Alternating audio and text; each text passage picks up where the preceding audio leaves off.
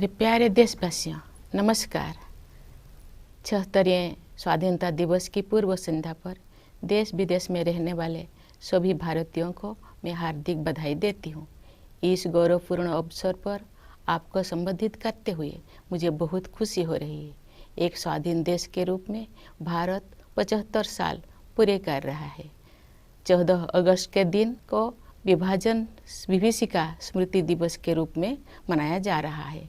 इस स्मृति दिवस को मनाने का उद्देश्य सामाजिक सद्भाव, मानव सशक्तिकरण और एकता को बढ़ावा देना है। 15 अगस्त 1947 के दिन हमने औपनिवेशिक शासन की बेड़ियों को काट दिया था। उस दिन हमने अपनी नियति को नया स्वरूप देने का निर्णय लिया था। उस शुभ दिवस की वर्षगांठ मनाते हुए हम लोग सभी स्वाधीनता सेनानियों को सादर नमन करते हैं। उन्होंने अपना सर्वस्व बलिदान कर दिया ताकि हम सब एक स्वाधीन भारत में सांस ले सकें। भारत की आज़ादी हमारे साथ साथ विश्व में लोकतंत्र के हर समर्थक के लिए उत्सव का विषय है। जब भारत स्वाधीन हुआ तो अनेक अंतर्राष्ट्रीय नेताओं और विचारकों ने हमारी लोकतांत्रिक शासन प्रणाली की सफलता के विषय में आशंका व्यक्त की थी। उनकी इस आशंका के कई कारण भी थे। उन दिनों लोकतंत्र आर्थिक रूप से उन्नत राष्ट्र तक ही सीमित था। विदेशी शासकों ने वर्षों तक भारत का शोषण किया था। इस कारण भारत के लोग गरीबी और अशिक्षा से जूझ रहे थे। लेकिन भारतवासियों ने उन लोगों की आशंकाओं को गलत साबित कर दिया। भारत की मिट्टी में लोकतंत्र की जोड़ें लगातार गहरी और मजबूत होती गई।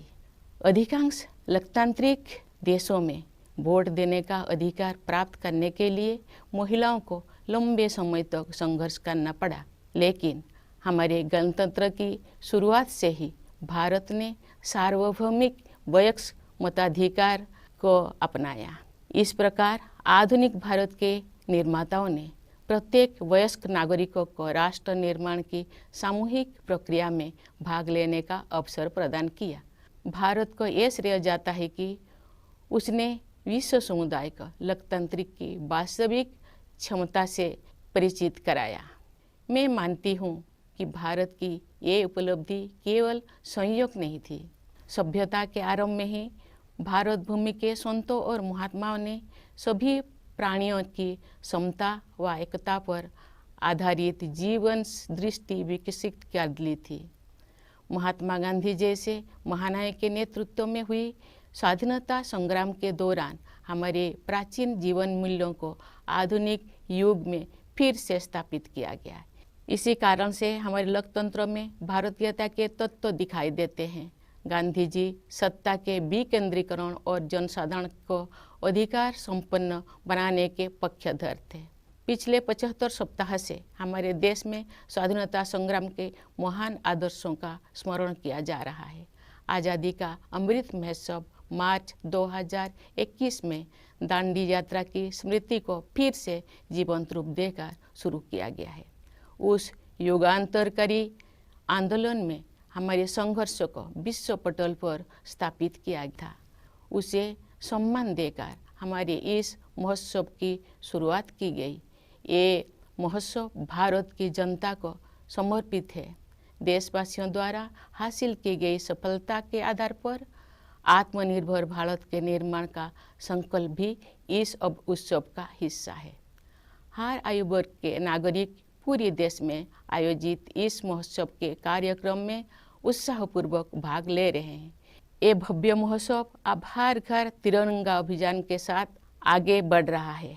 आज देश के कोने कोने में हमारा तिरंगा शान से लहरा रहा है।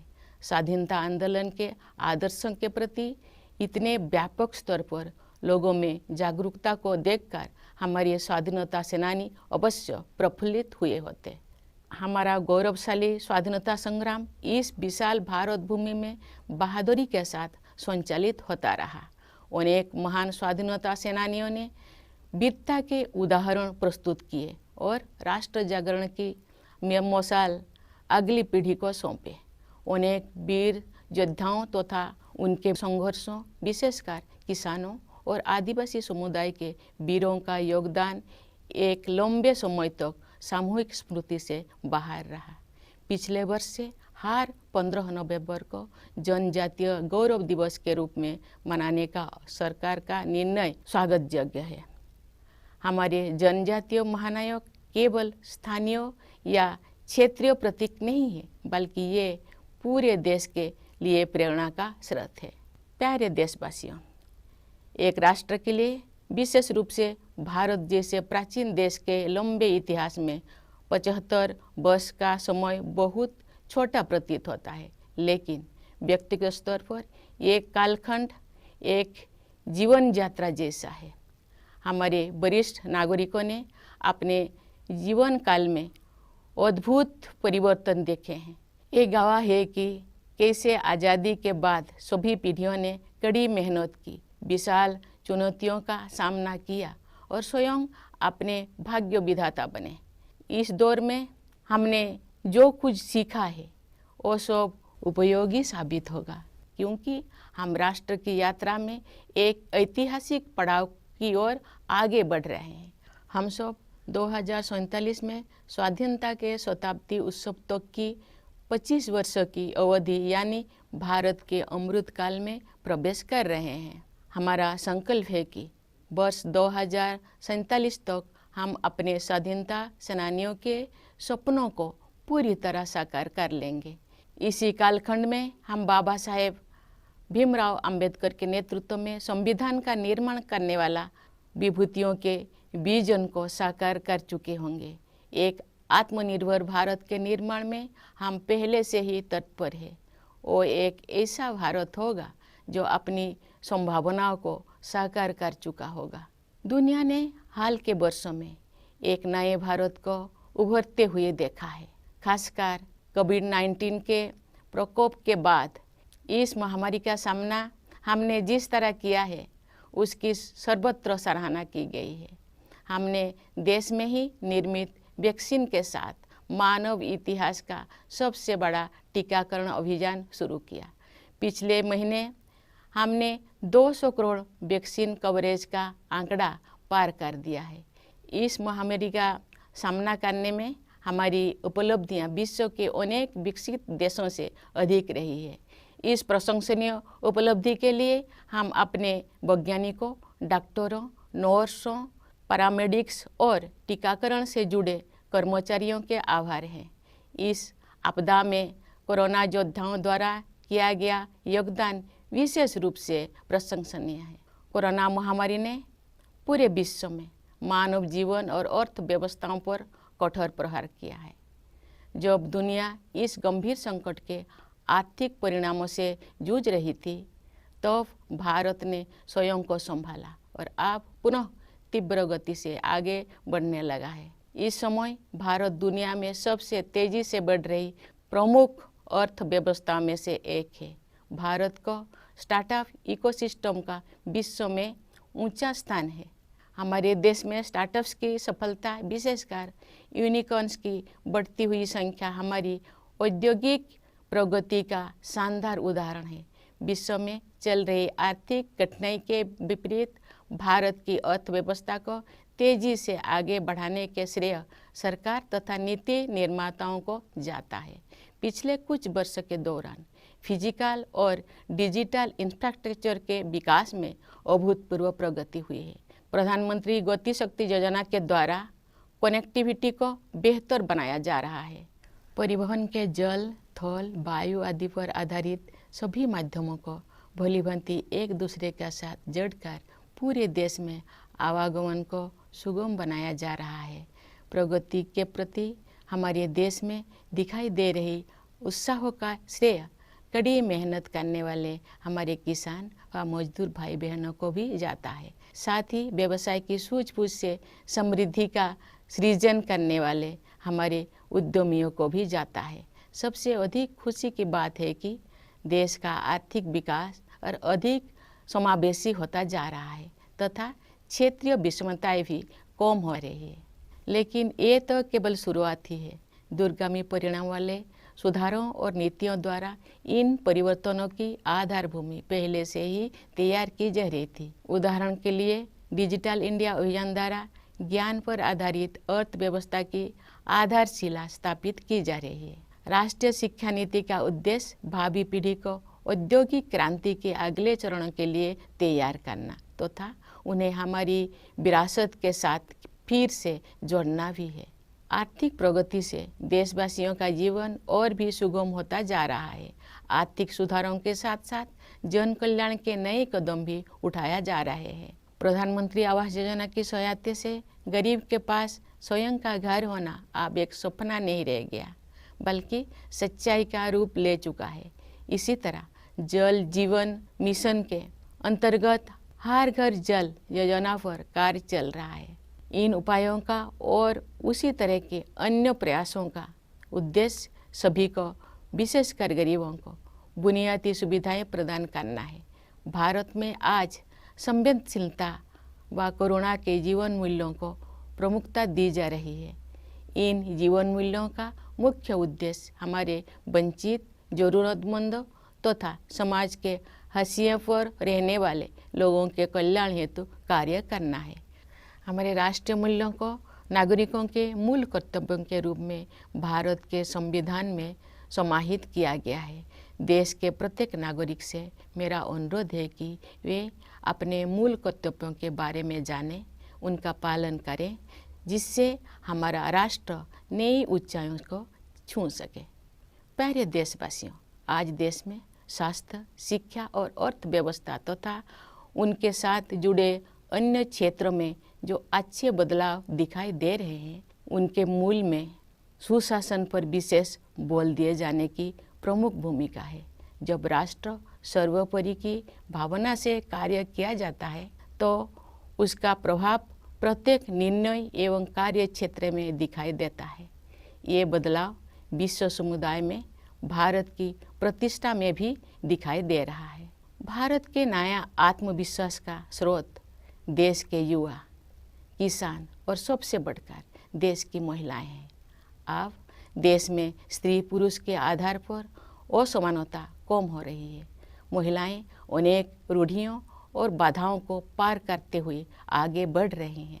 सामाजिक और राजनीतिक प्रक्रियाओं में उनकी बढ़ती भागीदारी निर्णायक साबित होगी।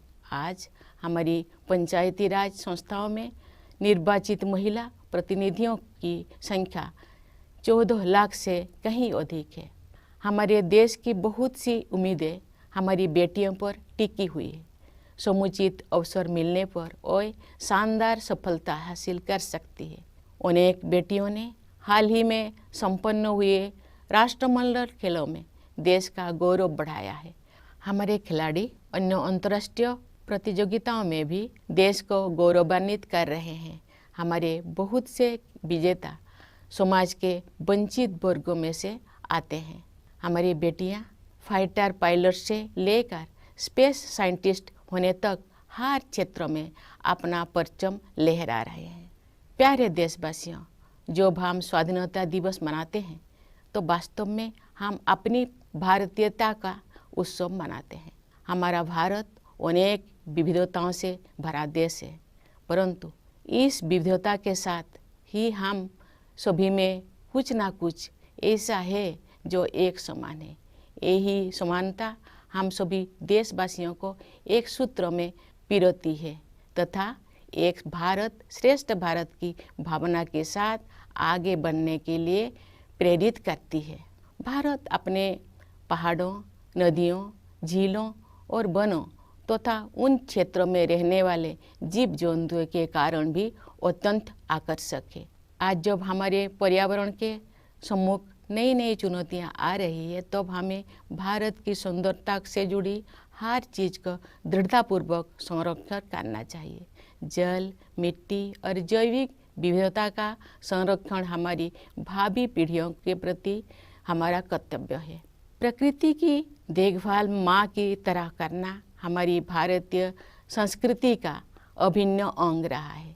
हम भारतवासी अपनी पारंपरिक जीवन शैली से पूरी दुनिया का सही राह दिखा सकते हैं।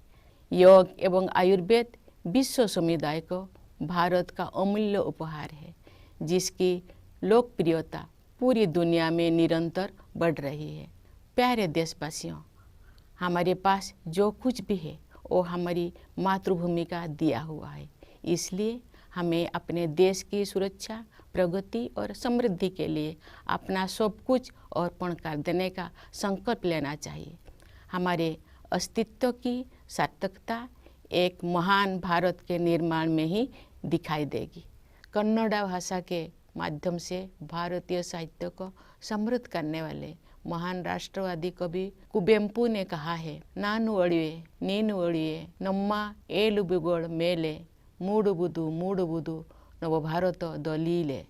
अर्थात मैं नहीं रहूँगा, नहीं रहेंगे तुम, परंतु हमारी अस्थियों पर उदित होगी नई भारत की महागाथा। उस राष्ट्रवादी कवि का ये स्पष्ट आह्वान है कि मातृभूमि तथा देशवासियों के उत्थान के लिए सर्वस्व बलिदान करना हमारी आदर्श होना चाहिए। इन आदर्शों को अपनाने के लिए मैं अपने देश के युवाओं से विशेष अनुरोध करती हूँ। वे युवा ही 2047 के भारत का निर्माण करेंगे। अपना संबोधन समाप्त करने से पहले मैं भारत के सशस्त्र बलों, विदेशों में स्थित भारतीय मिशनों और अपनी मातृभूमि को गौरवान्वित करने वाले प्रवासी भारतीयों को स्वाधीनता दिवस की बधाई देती हूँ। मैं सभी देशवासियों के सुखद और मंगलमय जीवन के लिए शुभकामनाएं व्यक्त करती हूँ। धन्यवाद। जय Hind.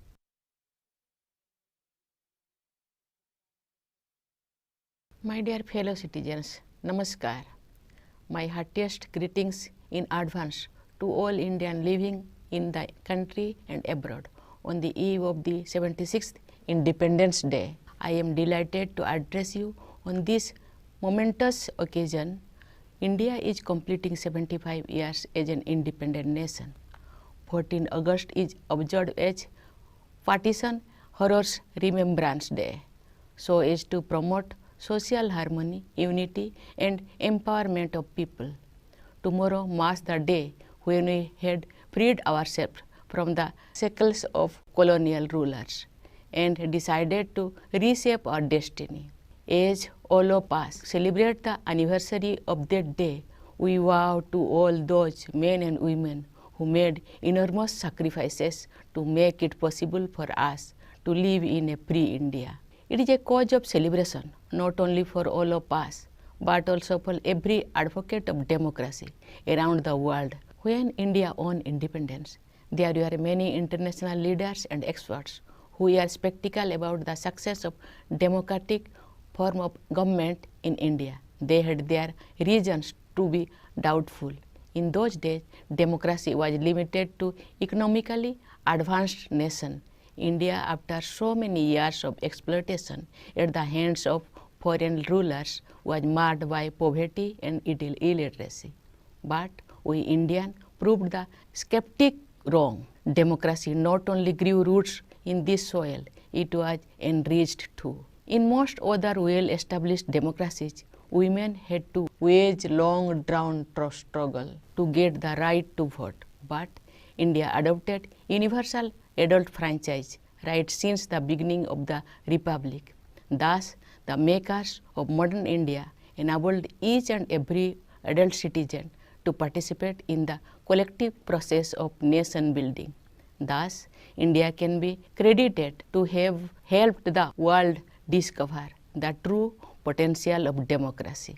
I believe this was not a coincidence. At the beginning of civilization, saints and seers of this land had developed a vision of humanity that was defined by equality of all, indeed oneness of all. The great freedom struggle and its leader like Mahatma Gandhi rediscovered our ancient values for modern times. Then it is no wonder our democracy has Indian characteristics. Gandhiji advocated decentralization and power to the people. For 75 weeks, now the nation has been commemorating these noble ideas that won us freedom.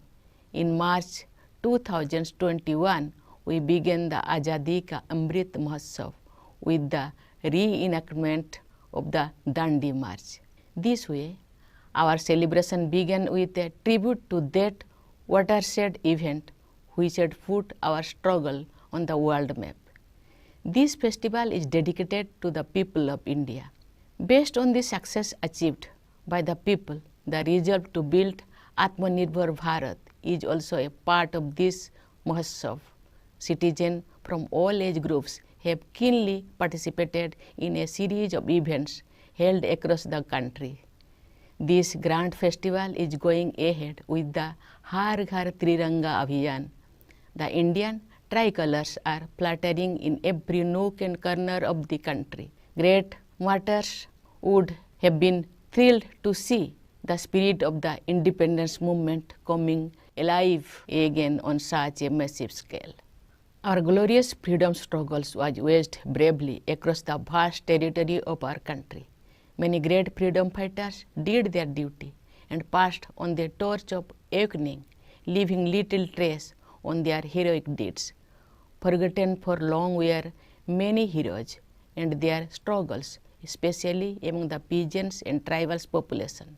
The government's decision last year to observe 15th November Janajatiya Gaurav Divas is welcome because our tribal heroes are not merely local or regional icons, but they inspire the entire nation. Dear citizens, for a nation, particularly an ancient one such as India, the passage of 75 years is merely a blink of an eye. But for us and individuals, it is a lifetime. Senior citizens among us have witnessed a dramatic change in their lifetime. They have seen how, after independence, all the generations have toiled hard, how we met great challenges, and how we have taken charge of our destiny. The lessons learned in the process will prove useful as we move towards the next milestone in the journey of the nation, the Amrit Kal, the 25 years to be celebration of the centenary of our independence. By the year 2047, we will have fully realized the dreams of our freedom fighters. We will have given a concrete shape to the vision of those who, led by Babasaheb Bhimrao Ambedkar, drafted the Constitution. We are already on course to build an Atmanirbhar Bharat, an India that would have realized its true potential. The world has seen a new India rising in recent years, more so after the outbreak of COVID-19. Our response to the pandemic has been appreciated everywhere. We launched the biggest vaccination drive in human history with vaccines manufactured in the country itself. Last month, we crossed the 200 crore mark in cumulative vaccine coverage in combating the pandemic. Our achievements have been better than those of many developed countries. For this feat, we are grateful to our scientists, doctors, nurses, paramedics, and the staff associated with vaccination. The pandemic has uprooted lives and also economies in the entire world. When the world has been battling the economic consequences of the great crisis, India got its act together and is now moving forward. India is among the fastest growing major economies in the world. India's startup ecosystem ranks high in the world. The success of startups in our country, especially the growing number of unicorns, is a shining example of our industrial progress. The government and policymakers deserve credit for beating the global trend and helping the economy flourish. During the last few years, unprecedented progress has been made in the development of physical and digital infrastructure. Through the Pradhan Mantri Gati Shakti Yojana, all the modes of connectivity based on water, land, air, etc. are being integrated in the whole country to enable seamless transportation across the country. For the vibrancy of growth visible in our country, credit must also be given to workers and farmers whose hard work has made it possible, and entrepreneurs whose business acumen has created wealth. What is all the more heartening is that the growth is becoming more inclusive and regional disparities too are reducing. But this is only the beginning. A series of economic reforms and policy initiatives have been preparing the ground for a long term.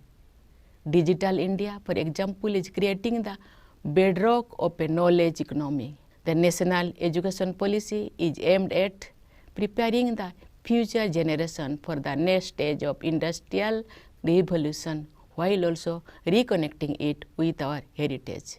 Economic success is leading to an ease in living too. Economic reform are rightly accompanied by innovative welfare initiatives. A home of one's own is no longer a dream for the poor, but a reality for more and more people, thanks to the Pradhan Mantri Awas Yojana. Similarly, under the Jal Jeevan Mission, tap water connection is being provided to every household since the launch of the Har Ghar Jal scheme. The aim of these and many other similar efforts is to provide basic amenities to all, particularly the poor. The key word for India today is compassion for the downtrodden, for the needy, and for those on the margins. Some of our national values have been incorporated in our Constitution as the fundamental duties of the citizens. I appeal to every citizen to know about their fundamental duties and follow them in letter and spirit so that our nation reaches new heights. Dear citizens, at the core of the transformation we have been witnessing in healthcare, education, economy, as well as a number of related areas is the stress on good governance. When work is done with the spirit of nation first, it is bound to reflect in every decision and every sector. This is also reflected in India's standing in the world. India's newfound confidence stems from the spirit of its youth, its farmers, and above all, its women. Gender inequalities are reducing, and women are moving ahead, breaking many glass ceilings. Their increasing participation in social and political processes will prove decisive. At the grassroots level, we have more than 14 lakh elected women representatives in Panchayat Raj institutions. Our daughters are the biggest hope for the nation. Some of them brought laurels for the country in the recent held Commonwealth Games. Of course, India's sportspersons have been making the country proud by their performance in international competitions. A large number of our winners come from underprivileged segments of society. From becoming fighter pilots to space scientists, our daughters are scaling great heights. Dear citizens, in celebrating Independence Day, we are celebrating our Bharatiyata. Our country is full of diversity, but at the same time, we all have something in common. It is this common thread which binds all of us together and inspire us to work together with the spirit of Ek Bharat Shrestha Bharat. India is a very beautiful country, also because of its mountains, rivers, lakes, and forests, and the animals and birds that live in such landscape. When the environment is facing new challenges, we must remain determined to preserve all that makes India beautiful. Conserving water, soil, and biodiversity is our duty towards our children. Caring for Mother Nature has been part and parcel of Indian culture. With our traditional lifestyle, we Indians can show the way to the rest of the world. Yoga and Ayurveda are India's invaluable gift to the world. Their popularity is on the rise all over the globe. Dear fellow citizens, our beloved country has given us everything we have in our life. We should pledge to give everything we can for the sake of safety, security, progress, and prosperity of our country. Our existence will become meaningful only in building a glorious India. The great nationalist poet Kuvempu, who enriched Indian literature through Kannada language, had written, Nannu Odive, Ninnu Odive, Nomma Eduveಗಳ ಮೇಲೆ ಮುಡ್ಡುಬುದು ನವ ಭಾರತದ ಲೀಲೆ, which means I will pass, so will you, but on our bones will arise the great tale of a new India. This is a clarion call of the nationalist poet for making total sacrifice for the motherland and upliftment of fellow citizens. To follow these ideals is my special appeals to the youth of the country who are going to build the India of 2047. Before I conclude, I would like to extend Independence Day greetings to the armed forces, to the members of Indian missions abroad, and to the Indian diaspora who continue to make their motherland proud. My best wishes to all of you. Thank you. Jai Hind.